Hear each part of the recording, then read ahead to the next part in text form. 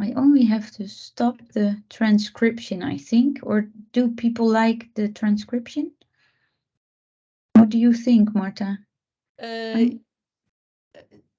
I couldn't do the transcription because they sometimes they translate very strange. Yeah, I stopped the transcription. So, okay. Okay. Right. And it stops typing in my eye corner. Yes. Let's see. Yes, it's recording. Well, we have one guest from Mexico, so we're very happy. Yeah. I'm gonna share my screen soon, so you won't see us anymore. But for now, I will say, oh, hi, I'm Marieke de Beurs. I'm from the Netherlands, a teacher at the HVA. And yes, we're gonna have a great project for you prepared for cross-cultural data visualization. And we are going to have a physical project about physical data, physicalization of data.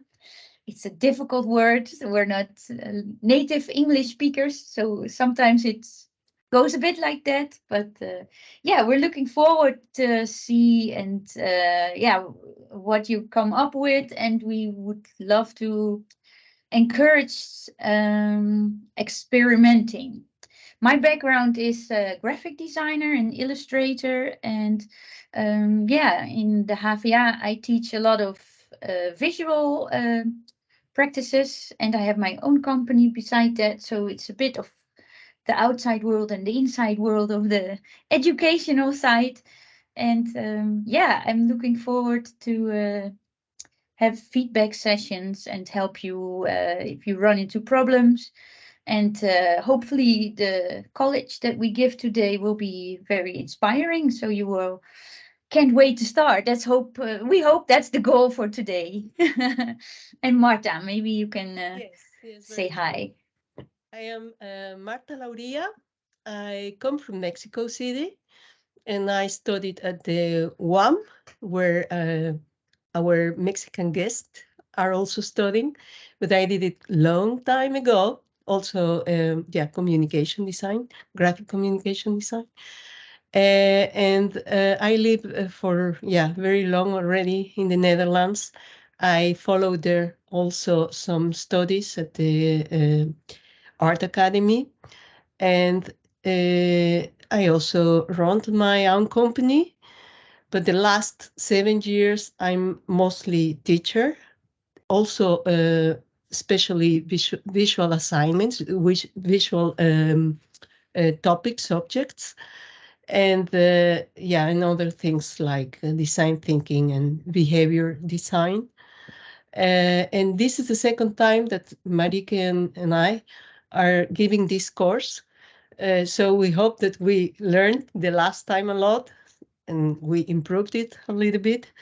And as she said, we are really very enthusiastic about this data physicalization.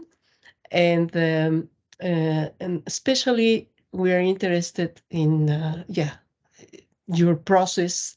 How do you experiment with materials, with the space, and of course the way you translate data to something more interesting for the people who watch it. Uh, that you put some emotion and maybe cultural aspects and so on. And that is. And by the way, I'm going to give also feedback sessions, sessions in Spanish. There are other days, you already got the program. So Marike will be running the English of the feedback for the English speakers. And I will do it for the Mexican who maybe also speak English, but if they prefer to do it in Spanish, it's also nice. Okay. Yes, super. So I will kick off then. Let's see. Oh, not now. Update the driver. Not now. Okay, I will start. I hope. Can you see the screen? Yes, perfect. Yes, perfect. Okay, that's the name of the project. Let's get physical and experimenting with physical installations and materials. well, that's really the goal of getting your hands in a 3D space and to work with tangible design. Oh, I skipped the slide, but it's not skipped. So this is the program of our students from yesterday. Yesterday we had the kickoff with the Dutch students. So this is the program from yesterday. So it's not for the lecture of today, but it's in short what I'm going to talk about. I will have a short introduction about data humanism. And I will explain the assignment, and I have a short overview of the project in short.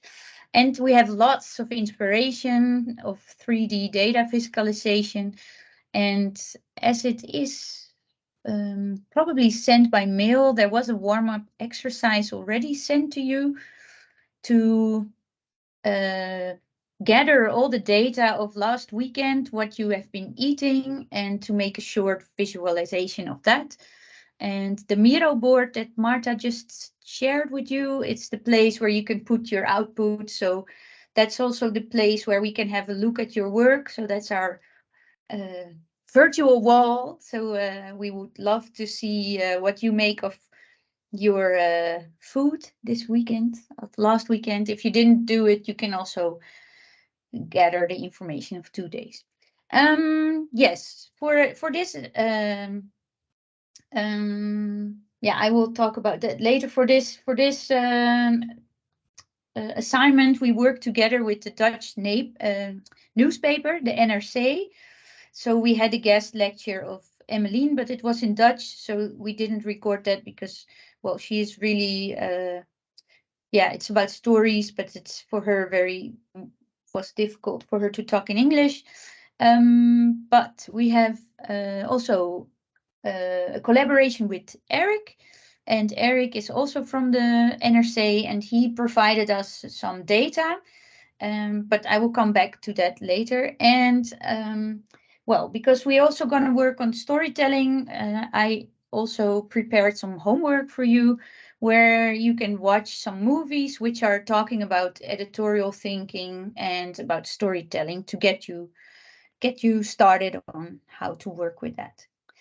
Well, what is very important is, of course, data.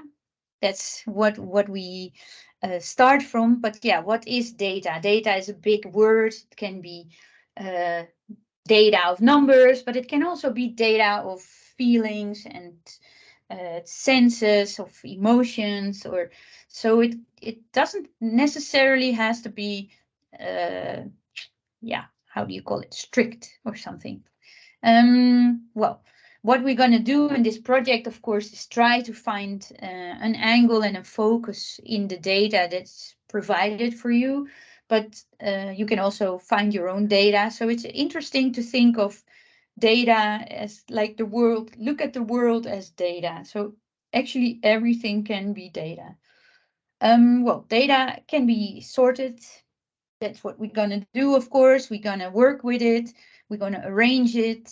And then, of course, the fun part, visually presenting it. And eventually, what is also very, very important is explaining it with a story to find your angle in what you want to tell and what audience you want to achieve, bereiken. Well, how do you get it to the audience? That's very important. And if it's getting there to the audience, it's important that you realize that you want people to do and feel something when you put it into the audience. So how is it going to be actionable or useful for your user? So eventually, if you build something and somebody's reading it and perceiving it, so what is it, the end result, or what do you want to move or touch, or what do you want people to feel or think when you design something? Well, in this, we will provide you the slides afterwards, and in the slides there are links. This is Georgia Lupi, and she is really talking about the humanism of data, which is really interesting, that data is of course always human because we select it. So there is always somebody making choices.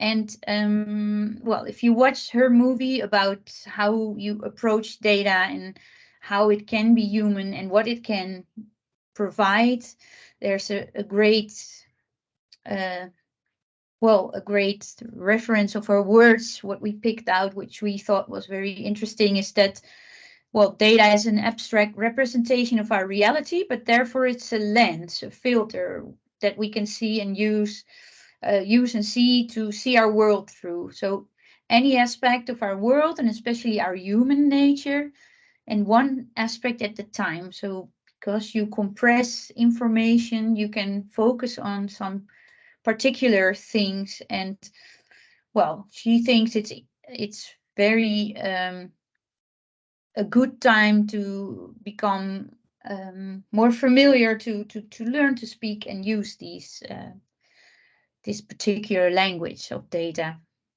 Well, she's very good in explaining it, how she means it. I'm not so good in this translating in English, but anyway, data humanism is interesting. Well, program in short overview. Yes, we're gonna get physical. We're gonna make. I will show you.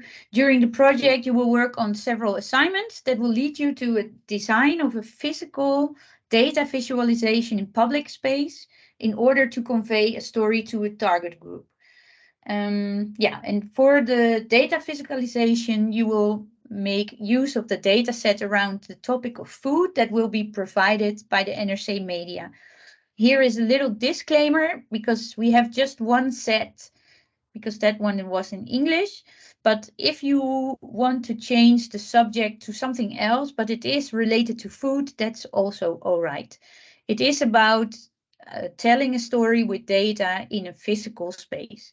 So be free also in your choice not to use this set, because yeah, you can also provide your data on a different way, but do it quick because we want to focus on how you translate information, how you communicate with it, and so you don't spend too long time of gathering data. So, well, I will show the data set of NRC later to you. It's about tomatoes, which is quite interesting, about the import and export.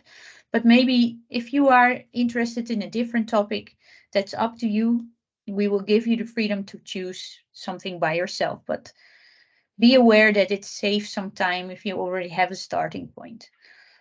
Yeah, here we say for our students, it's free to work individually or in pairs, but in any case, you have to provide your own personal project bio. And the project bio is actually the Miro board, which is really the place where we gather the process, and we ask the students to put sticky notes with their thoughts and their decisions and why they took these decisions, so we can follow the process very close.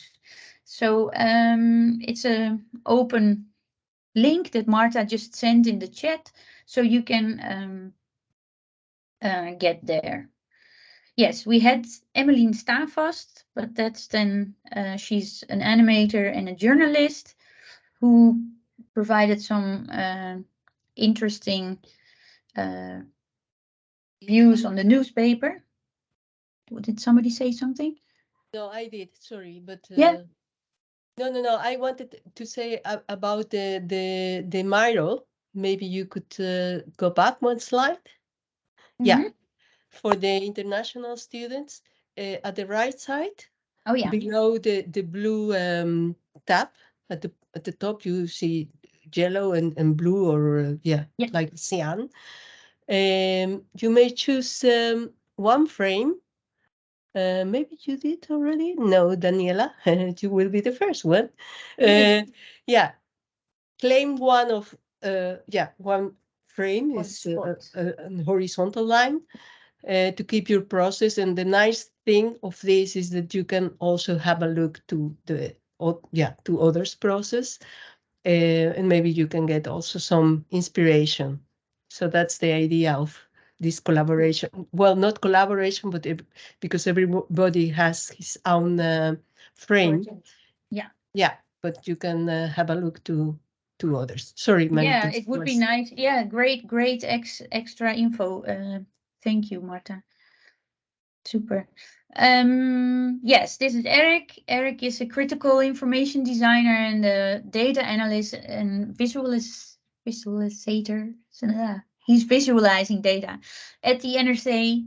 I just show you this because this is in Dutch, but this is what the students got, like some reading material. And this Wednesday we will have um, a moment that we pick data, so that's a bit more specific. But for you, as I already mentioned, we have a data set of import and export of tomatoes, which is really interesting. I hope you also watched the Kadir Tegenlicht movie, the link that we sent about this documentary about how the food is going in and out of the country. The data set is for Europe and also for the Netherlands specifically.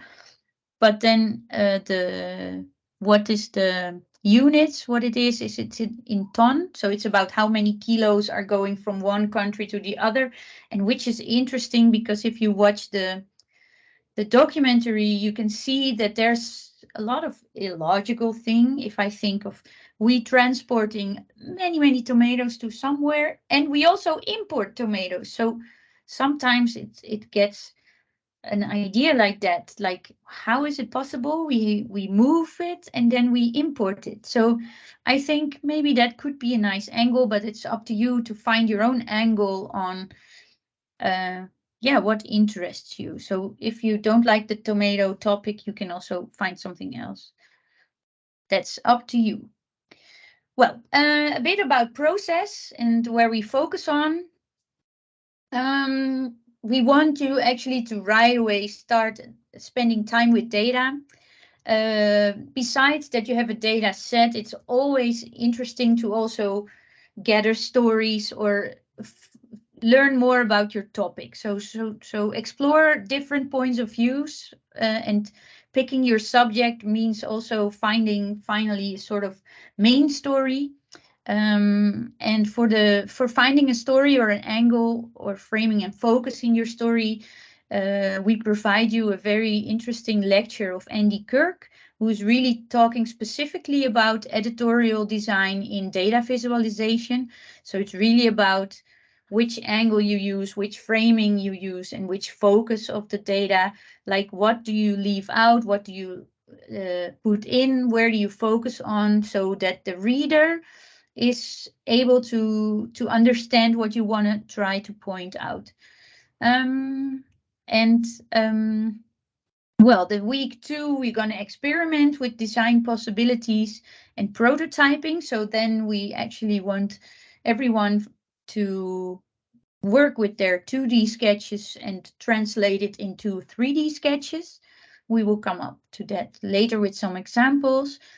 And well, still finding the main story, it's like an iterative process when you work um,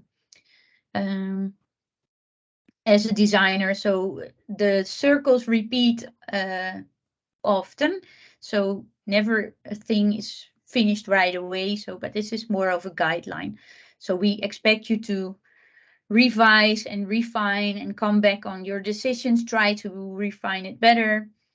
So week 3, we focus on designing for public space, and then you refine your story, and then working on developing a suitable visual vocabulary.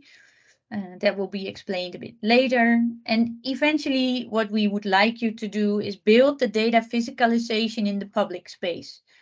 And there it's really about try to put a place. Also, picking a place is important. So that's in week 3. You can find a location and make a mock-up.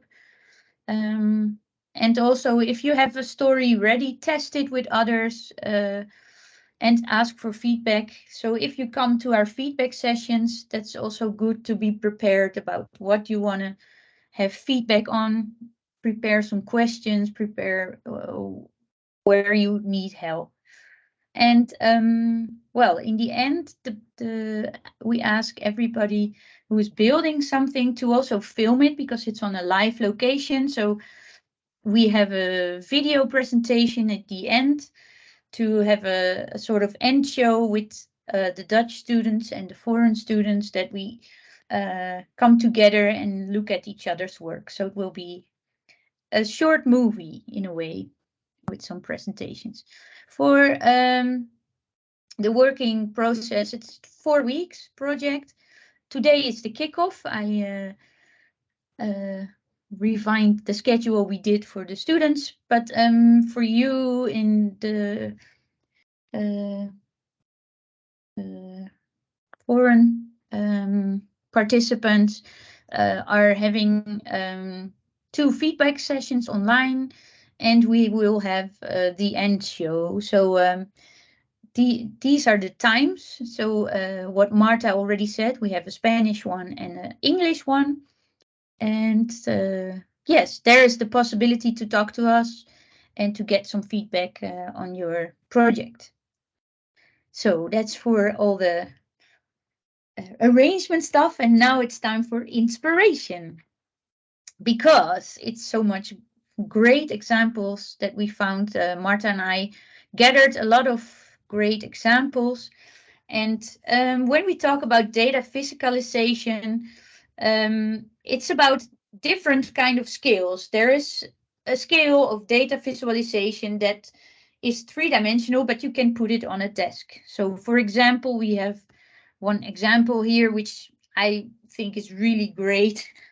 Small data viz, but what you see is the amount of times that the key has been struck means that it adds up in the size. So you see, it's a small data viz, but you can touch it and you can walk around it, which makes also interesting about if you visualize something three-dimensional, there are many perspectives around it. So it's not two-dimensional. So the extra dimension gives you a lot of extra possibilities. So we gathered a lot of interesting materials. Like here is, for example, clay, which can be also, it's flat, but it's also up, and it's, yeah, you feel the tangibility and the possibilities.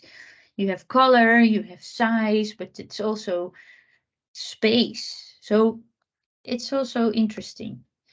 At the HVA, we have a maker lab where we have laser cut machines. I'm not sure if you have it also in Mexico or in Romania or Turkey or Ghana, but even this is something that you can also visualize 2D, but it gives an extra dimension if you can hold it, you can turn it around, you can feel it. It's giving an extra dimension.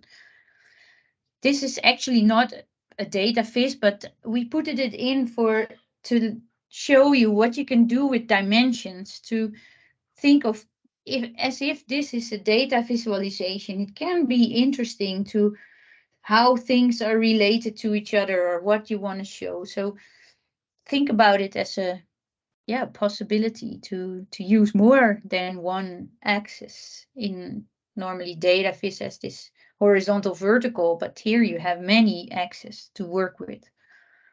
Well, and this is quite simple, but actually also three-dimensional, which gives so much more tangible feeling.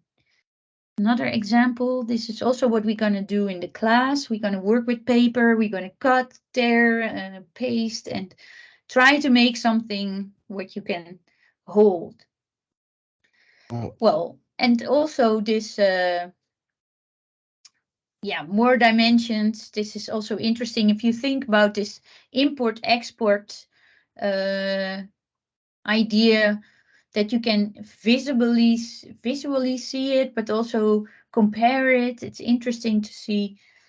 This is even, you can move it around the data. It looks like it, but well, we thought it was an interesting. So it's also more dimensions, and even this one, It's the layering, which gives an opportunity that you can watch it from the side, but you can also watch it from the top. So you have several viewing points. And of course, color and size and dimension here is also a nice example in a very effective way. Well, you can also have data visualizations to wear. You can probably know this example about, this is a data visualization about air pollution, and the pollution level is visualized in color, but also in shape. So there are more different ways that you can read the data. So it's like the shapes and the colors, and well, it gives an interesting thing that you can wear it, and it's a discussion piece. We talk about that, like when you think of for who you are going to design, it's also about what message do you want to send out. And I was thinking, well, if you're on a conference for about pollution or climate change, something, and you wear this and it is a discussion piece, it's interesting. That's also the next one, which I thought was really funny. Think about that you go to a conference and you want to make a statement and you walk around with a shirt like this, which, well, it's already the data in itself. And if you use it, for example, also on a conference, then it shows something in a different way. So I would say the dimension of the human will trigger you more than when it's on paper. That's a big difference, I think. Well, and also the human dimension, I just mentioned it. It can be also bigger than you, and that makes already a bigger impression. So we talked about what if, like last year we had in the project about the rising of the sea level, and it does something when you feel that something is bigger than you. So this is an interesting visualization of the terms that you agree on Instagram, Facebook. And if you print that, because it's always like, oh, yeah, yeah, yeah, yes, I agree. But this is, of course, lawyer language. Nobody's going to read it. And you agree to a lot of things that you actually have no notion of. So to visualize this in this dimension as a printed A4, but then sticked on under each other, you can have an idea of, oh my God, what do I say yes to? This is actually quite weird. So it's interesting to use the dimensions and the scale to let people feel more than just numbers.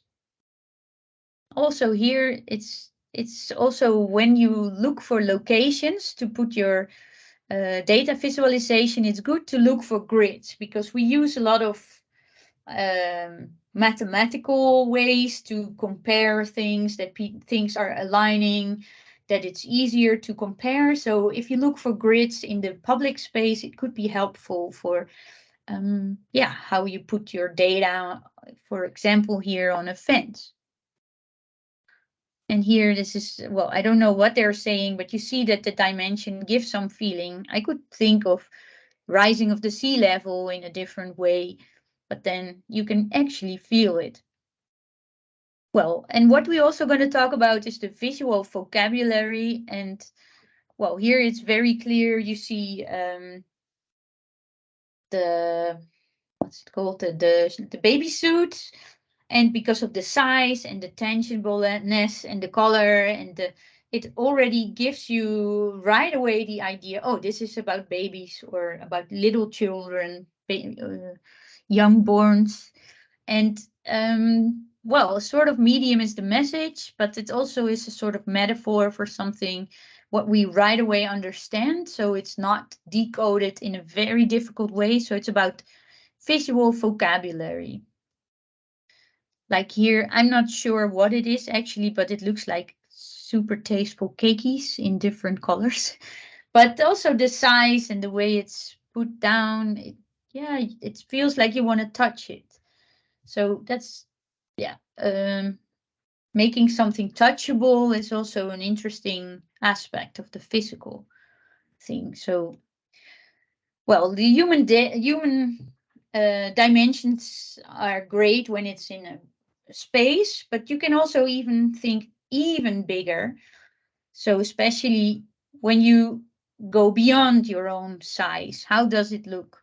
What here I think is interesting is something, because also the topic is about food, and I was thinking of well, if you have uh, the land of the farmers, think about what you can do, what you can visualize. For example, if you talk about seeds of flowers or food, that you can make a data viz out of this actual material and on a country, like what if you fly over with a plane and you see a data viz, from top view? That would be amazing. I think that would be great communication if you are able to visualize something that you can get immediately by flying over. I think that could make a great impact of, yeah, of communicating from a different point of view. And also the scale does matter then. Well, this is a bigger scale, but I think like using a whole piece of land would be huge, huge canvas. Well, hope it inspires you. What we also encourage, also because at CMD we are also very into the interaction with the users, so we also um, made some selection about interaction, which I think is really interesting, because if you have some dry data, like, okay, import, export, this is it, but you can also use that data to ask a question and then ask your public, do you agree or disagree? And you can make that also data viz on itself. So here you see several questions, which makes it interesting, because watching this visualization makes people think like, okay, so this is the opinion of many others. How do I feel about it? Where do I put my red book or the dark book? I think that's really effective way of, if you want to bring out a story, also use the user to get interactive with each other, because that's very valuable. And this is quite, we talked a bit about it with the students. A yes and no question is quite definitive. So there's not a lot of nuances, but it could be effective for something, um, I don't know, but it's a closed question. So if there are more nuances, you can feel a bit more differentiated perspective on how people are doing. For example, this is about feelings, and that's also with feelings, it's more than just yes and no, it's something in between. So it's very interesting to get to that point, that you are coming to this emotion of people. And yeah, if you're super happy or neutral or unhappy, well, you see how it works. And it's not the first one who's doing it, so there are many ways. There are even more ways than we show you. I mean, yeah, you can think about many other ways to visualize things or make some things interactive. There's also digital interaction in data viz. This is an actually, well, you should watch the movie how it works. It's like it goes up, but it also goes down. So you actually have two dimensions to look at something. But yeah, you can interact with it, change it. So think of a website where you play with the data, which I think is also very interesting. So if you can visualize something and if you play with data, what story does it tell if you play with it on this way or play with it on that way? So you can watch the link which is in there. Another physical project which works with interaction, what we found quite interesting, is about somebody who um, made a visualization about how somebody spends his or her time during the day. And as you can see, it's an installation on a wall with small papers that you can tear off, so then the data reveals itself. And on the left, you see a sort of circle. And here is the sketch. So this is also interesting as a process. As a designer, you can also sketch first 2D. And here you see it. There is this overview of all these categories, which are designed, and then there is this outcome which will make a sort of conclusion of, okay, how do I spend my days? Here you see somebody's sleeping a lot. And then if you're done with the sketching 2D, you can start making it for real. You see, using some paper and make it tangible, which is really nice. And also the material is also picked very well in this project. I think I really like the gradient of all the papers that are very nicely arranged, which gives a great look to look at. So here you see how it works, and eventually you will have a data viz of your time spent. Marike? Yes. Yes. Well, only for Daniela because she's the only one. Yes, yes. On the slides, you can find at the bottom to the left side, there are a lot of links, the URLs for the example. So you can also, with the slides, have a look because, what Marika said, this is a very nice project, but in a lot of slides, you will find the source to have a look. Thank you. Sorry. Yeah, great. Great additional info.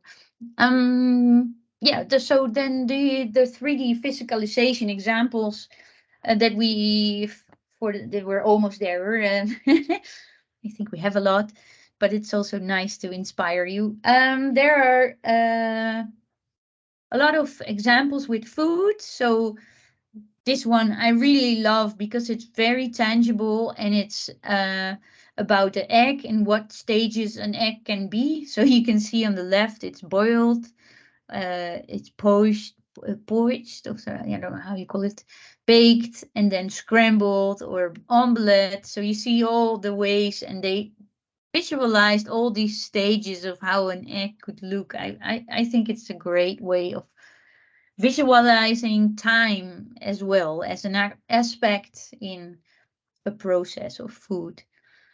And this one we put it in for because we asked you to gather the information of your weekend food, the food that you had. And there already starts this editorial thinking. It's like, what do I want to tell about my weekend of food? Is it about my nutritions that I had, or about we had it about uh, the healthiest, in Dutch it's called the schijf of vijf. I don't know how you call it. Marta, do you know what is it? The nutrition. Yeah, I don't know if there is a specific name in Spanish, pero es como el círculo de los alimentos básicos. Yeah, the circle of The basic elements of basic, food. Yeah. Yeah, the Yeah. basic, yeah. Yeah, that's interesting. And also, you can also find an angle, for example, where is my food from, what I ate? So if we talk about import and export, I would say, okay, if I buy grapes in the supermarket, I see them from Chile. So it would be nice if you think of an editorial perspective, thinking, okay, I can analyze my food for 2 days and then see where is all this food coming from. That could also be a way of finding an editorial angle to get a deeper level on the data. So what does it tell me that I'm eating grapes from Chile, from Chile? So that's why we put it in this, just to inspire. Here's, for example, something about, I think this is an interactive data viz, but I just like the way they arranged visually the food as a sort of icon to click on. And then it's about rice supplies, but it's all the basic ingredients. Well, interesting. well, how many French fries consumption by month. So how many times did you eat fries? Fries is actually quite Dutch. I'm not sure if they have it in Mexico as well. Yeah, sí, Yeah. papas a la francesa. Yeah, Ah, papas precies. fritas a la francesa. Ah, Yeah, French fries. Yeah. French fries. Yeah. Yeah, great. Oh, yeah, exactly. Well, but what I want to say, because I also said it to the Dutch students, it's not that we show all the time visualizations with food that we want you to use food as a visual metaphor, but it's more because the topic is food. But you can work with it in a different way. You can also make it in a design or make patterns or make a visual language of it. So it's not necessarily the idea that everybody has to use food as a visual metaphor. Like that's quite literally. But well, these examples just spoke to me because I think it's funny that the medium is the message, but it doesn't necessarily have to be like that. And even water or color, or here it's like food is also drinks, so you can also think of drinks. Last year we had a great concept about the rising of the sea level, and somebody made cocktails with how many things of what needs to end up to get to a level rising cocktail, which I thought was brilliant. So you can think of water as data, or color as data, or well, yeah. And here it's also happening something when it's in a different location. Here it's on the street, and you see great cake-like kind of stuff, which is, well, I think it really drags the attention right away. Um, yeah, we're coming to the end of the presentation. This was a lot of inspiration. So the warming up assignment so make a data visualization of the food you had in the weekend. The light blue slides are the assignment slides. So if you want to scan through the slides, the light blues are the ones where we communicate the assignments on. So we will share the assignments slides with you that we also shared with the students. So after this talk, I will put it in the chat and we will try to get it by mail to the students. And we had an assignment of mind mapping, and that would be also interesting for you to get familiar with your topic. This is, of course, the mind map of Eric, but the topics of Eric. But for your own topic, it's about this tomatoes, or it is about your own subject.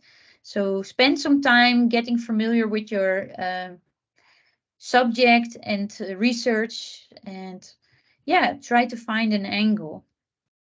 Oh, this is sorry, this is a bit old deadlines of the Dutch students, but yeah, you can work this week on this warming up exercise and the mind mapping and what we expect from the students on the Monday, but we will see each other on Wednesday, so you have some more time to have the 2D sketches ready, and that you will be ready to start and experiment from 2D into 3D. So try to make a lot of sketches, try at least 4 different approaches, and then it would be nice.